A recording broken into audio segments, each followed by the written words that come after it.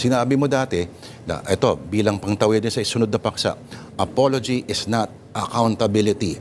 At ikaw ay desididong sampahan ng kaso itong principal ng isang national high school sa Masbate laban sa kanyang post, no? Pangungutya sa 3 tao. Kay Chel Jokno, congressman, kay ang political commentator na si Jess Palisis na homophobic ang slurs, at sa kaso mo naman ang iyong physical, yung disability mo. Disability, no? yes. Yeah, so hindi mo tinatanggap yung kanyang paghingi ng tawad. Kasi walang pinagkaiba ito doon sa panghingi ng tawad noong unang gumawa ng portrait, no? Yung Richard Art, yung kanyang Facebook page, more than 100,000 followers, na para bang nagsalita lang siya, nanghingi daw ng tawad, pero hindi pinanindigan na kinakailangan may accountability sila. Ako nga tingin ko yung unang public apology ng page na yon ay natakot lang na mababasa ng followers o kaya naman ay ma-cancel publicly. Ito naman sa principal, abay mas ibang kaso yan dahil educator ka, duty bearer ka, at principal ka pa, pero sa dulo, ikaw ay dapat nagtuturo ng magandang value sa ating mga estudyante, siya pa yung nauuna dito sa mga sa hindi magandang values na talagang hindi dapat nakikita kahit kanino, mas lalo sa isang person of authority. In this case, a principal. Ang weird, ano? Parang hindi nila pwede gamitin yung argument na personal freedom wall ko to. Kasi dahil sa trabaho nila, no? At mas mataas ang kailangang i-demand sa kanila na kumbaga moral accountability. Yes, the same with other public officials, no? Kaya nga halimbawa sa ngayon itong gusto nating mangyari ay hindi lamang mag-raise ng issue dahil na-offend ako.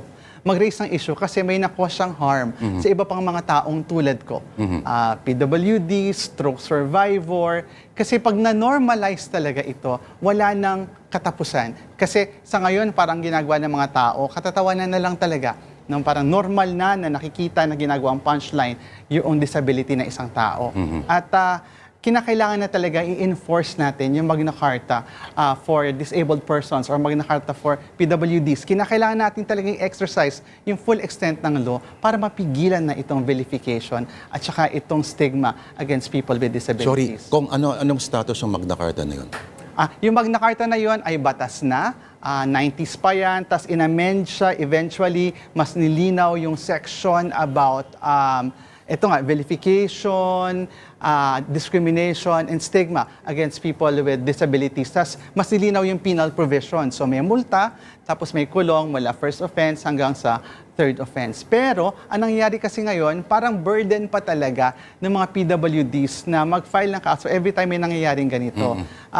Kaya nga isa natin tinitingnan ay, hindi ba pwedeng motu proprio yung mga responsible government agencies? Sila na yung mag-process ng ganitong mga complaints at concerns without the need for PWDs na pumunta sa kanila at magreklamo. Kasi hindi madali yun na ikaw ay magrereklamo, ikaw ay magsasampa ng kaso. Sino halimbawang ahensya ng gobyerno dapat manguna dito?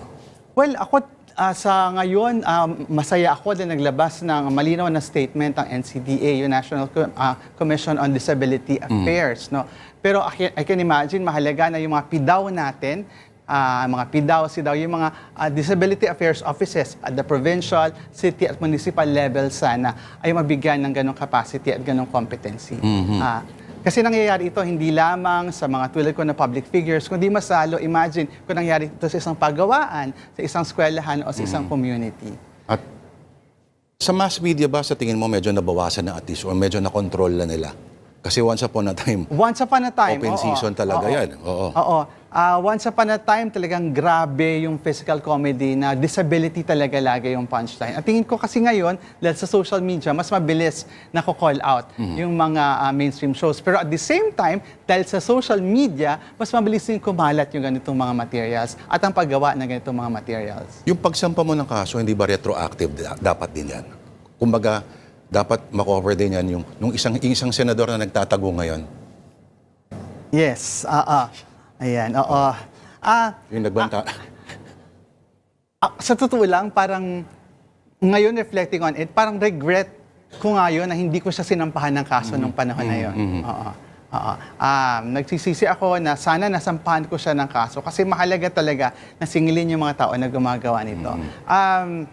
While some people are now saying na hindi, ano yan, dahil public officials kayo, fair game. Ako naman, handa ako makipagbardagulan ng bonggang-bongga, pero I draw the line talaga pagdating sa disability kasi hindi lang sa akin ang tama niyan. Ang tama niyan ay sa lahat ng mga tulad ko na mayroong physical disability.